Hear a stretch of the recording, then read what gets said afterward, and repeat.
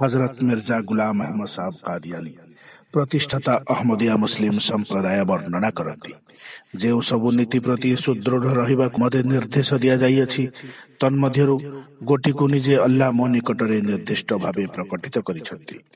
ତାହା ହେଉଛି ଆଲ୍ଲାହ ତାଙ୍କ ଅବତାର ମାନଙ୍କ ମାଧ୍ୟମରେ ଯେଉଁ ସବୁ ଧର୍ମ ପ୍ରକଟିତ କରିଛନ୍ତି ଓ ଯହିରେ ନିମ୍ନୋକ୍ତ ଲକ୍ଷଣ ମାନ ରହିଅଛି ସେଗୁଡ଼ିକ ମଧ୍ୟରୁ କୌଣସିଟିକୁ ମୌଳିକ ଉପାଦାନ ଦୃଷ୍ଟିରୁ ମିଥ୍ୟା ବୋଲି ଘୋଷଣା କରିବାକୁ ମୋତେ ବାରଣ କରାଯାଇଛି।